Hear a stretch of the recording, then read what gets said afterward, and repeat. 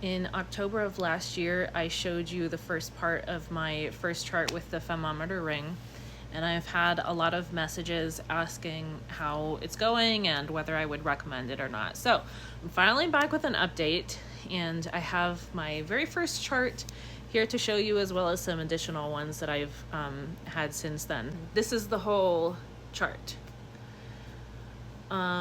It was pretty jumpy. As I mentioned before, it seemed to start out pretty smooth, and then things got kind of crazy when I had some nights where I was up late and then up early the next morning. And so once those days hit, it seemed like it never really recovered.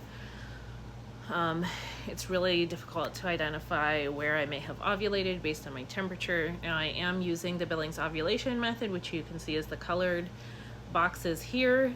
This allows me to identify ovulation on those alone without having temperatures. So you can see that I ovulated here where that last white box is.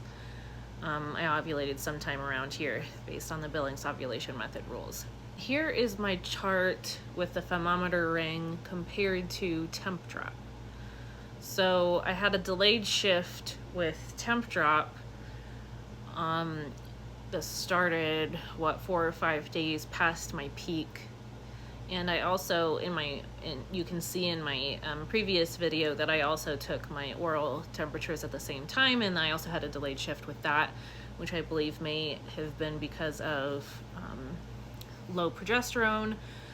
I haven't continued using my oral thermometer, so I'm not sure if that has continued to be an issue. Here's a way that this chart could potentially be marked based on the method that I use, the symptothermal method that I use. If I mark this one really low temperature as disturbed, then I theoretically can meet the temperature rules to confirm that I ovulated, and it does line up fairly well with my peak day from the Billings method. But with most of those temperatures being so low and then having this crazy dip at the end, it's just kind of iffy. If somebody was trying to avoid pregnancy with this as an instructor, I would not recommend marking it this way. So ultimately, this was a pretty jumpy chart with the Femometer Ring, and I definitely had my doubts about it from the get-go. So let's look at my next chart. So I was sick on and off over the winter, and so I skipped a cycle, and then I started in the middle of this cycle. So I didn't really have enough low temperatures to mark where the temperature shift may have been able to start there, lined up with peak day. So I had to put my cover line a little bit higher than I may have otherwise. I only had, 2.5 weeks or so of temperatures for this chart, but I was still able to mark it and meet the temperature rules of my method and confirm that I ovulated. Again, without having the rest of the temperatures, I don't really know if this delayed shift here is caused by issues with the ring, low progesterone, or just because I am missing temperatures and had to put my cover line higher. So this chart isn't horrible. I do have a drop on the second day past my shift. It doesn't stop me from meeting the temperature rules in this case. Here's the next cycle after that. I think I just forgot to mark my temperature shift on this one, but I do have the cover line there. You can see that my temperatures are pretty jumpy, and I don't really remember anything specific that may have caused that. You can kind of see with my Billings colored stamps here that I kind of had my mucus going up and down, so it suggested that my hormones were fluctuating a bit. I was struggling to ovulate at that point, which could have contributed to the jumpy temperatures as well, but I don't typically have a temperature pattern this jumpy. So I am able to meet the temperature rules again with this chart. Again, I do have a delayed shift with this one as well, where the first day of my temperature shift starts at the end of my peak +3 count. but my temperature does stay up. So despite the jumpiness, I was still able to meet the temperature rules. Here's the cycle after that. Again, it's still kind of jumpy. Some days are smooth a few days in a row. I have this temperature that I marked as disturbed, and I honestly can't remember why, but I was able to mark a temperature shift. Again, it was a little bit delayed here.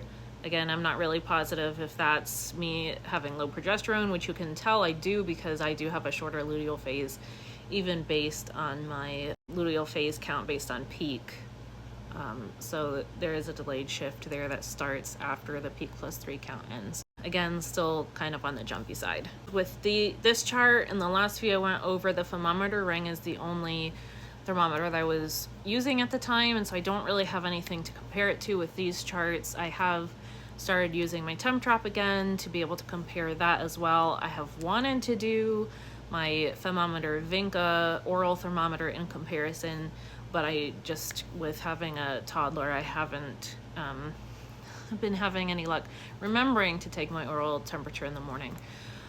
So I don't really have those comparisons, but I do know what is fairly typical temperature pattern wise for me, and these are pretty jumpy compared to what I'm used to. I did also have issues for like a month or two where the ring would not properly sync with the Femometer app to get the temperatures pulled up. It did end up resolving itself, and I think it may have been like an app or server issue. I did try to contact customer service and never heard back from them. So like I said, it did resolve itself, but it would have been nice to hear from customer service to get some help with that. So that is a potential issue that could be faced with using the Femometer Ring. So here's the last chart I have to show you, and this is my most recent chart. I'm using the Temp-Trop 2 is the teal temperature in this chart, and then the red is going to be the Femometer Ring.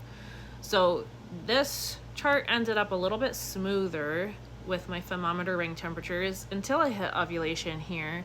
You can see it lines up fairly well with peak day where my temperature starts to rise, but I do have a couple of drops. Now, some methods would not allow you to meet the rules with this chart. My method fortunately does, so I was able to meet the temperature rules for my method with the Femometer, and both the Temp-Trop and Femometer have a temp shift at the same time, and it's lining up with peak day, so that's nice. And I did have somebody tell me on Facebook that they had a meeting with Femometer and that they are working to improve the ring and the temperature patterns because they were aware that it's jumpy. I have not been able to speak to anybody about that, so I don't know how accurate it is. I do think that this chart is definitely an improvement on the other charts that I've seen, so I'm going to keep testing it out and seeing, you know, how things go and if things improve. So there's your update.